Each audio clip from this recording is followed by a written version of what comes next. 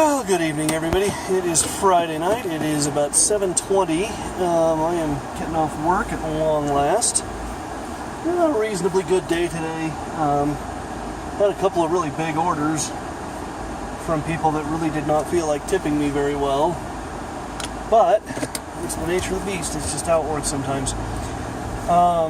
So yeah, what's funny is me and my boss are both kind of talking about this Domino's thing, going back to Domino's, and it's funny because we'll sit there and talk about, like, I wonder if they'll let us go back to Domino's, and then we'll just sit there and rip on Domino's and, like, talk about all the things we hate about it. So, I don't know. That's where I'm at. I'm trying to get back into a job that I hate. Anyway, so what I really wanted to talk about for this vlog, and I know this is a subject I've gone to before, and I know it's a subject I have to be careful about, is education, school. I always think about this, and I probably need to just kind of take a deep breath and let it go, but it's a really hard thing for me to get over,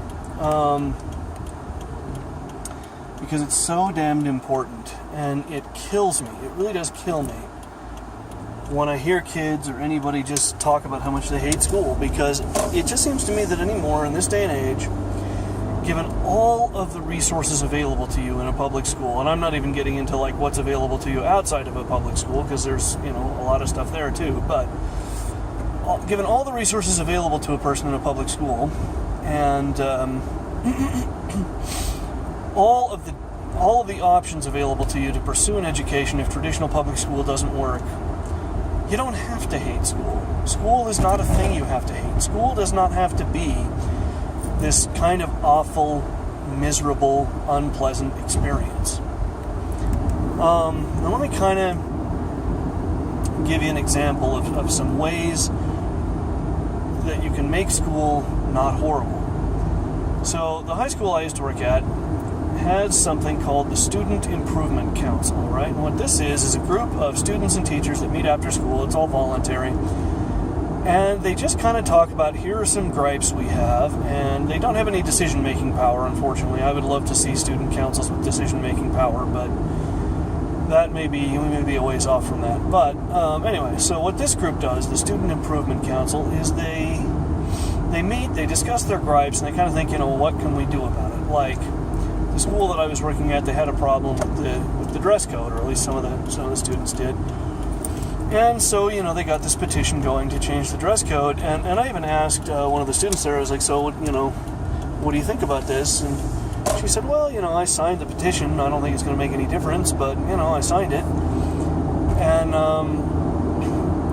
what's amazing is it did make a difference. They changed the dress code the next year.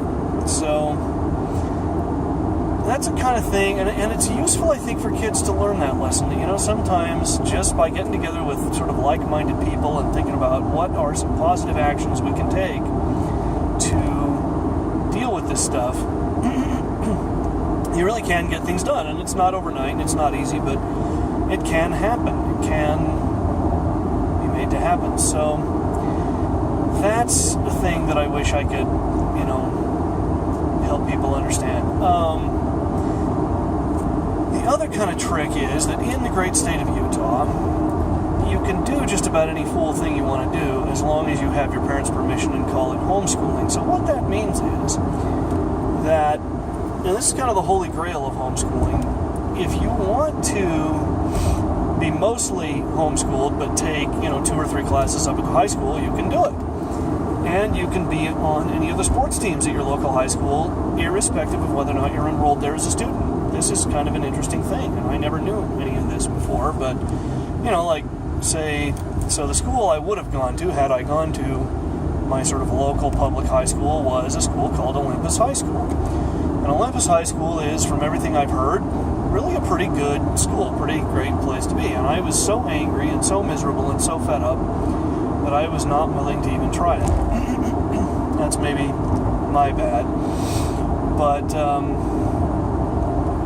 once again, people weren't talking to me about any of this stuff. But what I really could have done, even in spite of going to an alternative school and kind of doing other things, is if I'd said, okay, but I want to be on the swim team up at Olympus High School, I could have actually done that. And I didn't know that. I didn't know that that was an option, but it was. So, that's kind of an interesting thing to talk about or to think about.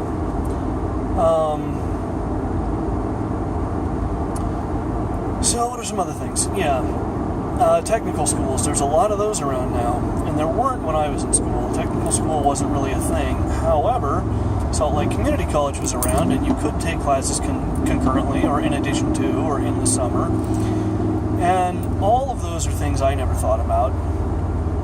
And that kind of leads me to the sort of nitty-gritty, the stuff that maybe should be obvious but isn't. And there's a person driving down the right turn lane for some reason. Okay. Anyway, what was I talking about? Yeah. The things that should be obvious, the resources that are available to you in a school that should be obvious. Because if somebody had told me, oh, you ought to be on the swim team in high school, I would have said, well, I don't want to. I don't want to put up with a bunch of dumb jocks making fun of me all the time. And what nobody ever thought to explain to me, because maybe it should have been obvious, but it wasn't, is, it's a safe bet that if you're on a team like that, there's going to be at least one kid that you hate who hates you. But it's also a safe bet there's going to be at least one kid you like who also likes you. Because when you do something like that, when you're really interested in it and you're really into it and you really enjoy it, you immediately have that one thing in common with everybody else on that team, don't you? Again, maybe that's really obvious to some people, but it wasn't obvious to me, and it's not obvious to a lot of kids. And so it doesn't have to be the swim team. It could be the chess team or the debate team or the science club or, these kids that, which would have been a lot of fun if any of this had existed when I was in high school, like these kids that build robots and stuff, I think like Robot Wars kind of things. That just sounds like a lot of fun, and that stuff I wish I could have studied in high school, but that was a thing that people just kind of weren't into.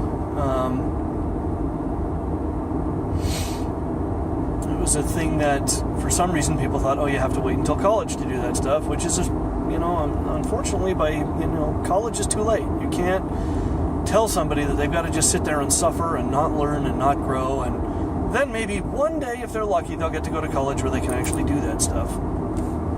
Especially because college is really, really hard, and if you don't develop good study skills in high school, college is going to be really, really challenging, and I should know, because it took me 5 years to get a damned associate's degree. So anyway, what are some of the other resources? For example, I'm a person, I wanted to be a writer. Well, most schools have a school literary magazine, and on the one hand, a lot of people kind of think, well, junior high school literary magazines are kind of a joke, but if nothing else, they're a publishing credit, and you can be on the staff and learn how that works. You might even, using the skills that you learn by being on the staff, start your own literary magazine, and this is, again, that maybe should have been really obvious to me as a kid, but it wasn't. School newspaper, same kind of thing. You can be on the staff of your school newspaper, you can submit articles, you can learn a little something about journalism and how to write, in clear, concise ways. You can learn how to format a newspaper, you can learn what the software is involved and what's entailed, and you can use that information to maybe publish your own newspaper if you want. Maybe you have your own little underground newspaper at your high school. I would have just loved to do something like that. That would have just been a blast. My parents would have been horrified, but but it would have been a lot of fun for me.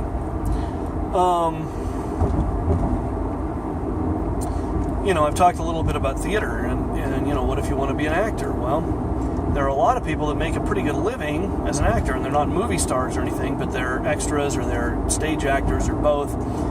And surprising number of roles available for people who are that. Or maybe you decide you want to be a set designer or a set builder. And these are all things you can do in junior high and high school. These are all things you can kind of learn how to do in junior high and high school. And nobody really, at least when I was a kid, wanted to talk about this stuff. And I don't know if it was just that it was supposed to be obvious and everybody should already know this or what. But nobody ever wanted to sit down and really talk about this stuff. Really talk about, like, look at all the things that are available to you. Not because anybody else wants you to, not because it's valuable to anybody else, but because it's valuable to you, because you want to, because it's important to you. And instead, what everybody wanted to talk about is what I call the magic degree fairy. You know, there are all these jobs available to people who have college degrees that are not available if you don't have a college degree. And that's kind of what everybody wanted to talk about. And I didn't really care about that. I'm kind of like, well, yeah, there are a lot of jobs if I want to go sit in a little 7x7 cube Monday through Friday from 8 to 5 doing some soul-sucking, mindless, boring job that I hate, then I probably better get a college degree. And it's really absurd for us to ask kids to invest themselves in that, to say, you know, just really invest yourself, your time and your money and your energy into doing something you hate so that when it's over, you can go do something else you hate. You know, there's a reality there. I mean, maybe people will have to do that anyway at some point. But let's not be in a big rush to get there, you know? Junior high and high school and maybe to a lesser degree college should be about exploration. It should be about growth. It should be about learning. And if it were about those things, you would not have the kind of dropout rate that we currently have, although the dropout rate is declining. We wouldn't have any of these things. We wouldn't have these kinds of problems. School can be, I think, a very empowering and enfranchising thing. The problem is, adults have to be willing to talk to their kids about how school can empower you and enfranchise you. And when you start talking about the magic degree fairy, what you're really talking about is how school disempowers and disenfranchises you. About how other people whose right it is to decide how much money you'll make and where you'll work want you to have a degree. And you have to do it because they want you to. And it's really, really bad. Because it's not something you can ask people to invest themselves in. So anyway, that's kind of my thought of the day. I just wanted to spend a little bit of time talking about that because I didn't know, you know, I didn't understand any of these things about school.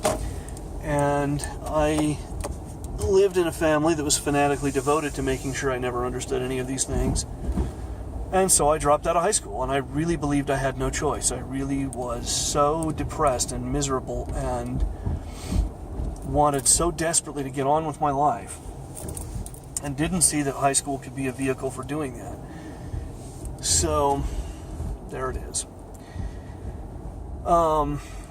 That's what I want for people. I want people to not make the same mistake that I did. So that is going to be my final thought for the day. I am finally home, and I will see you guys tomorrow.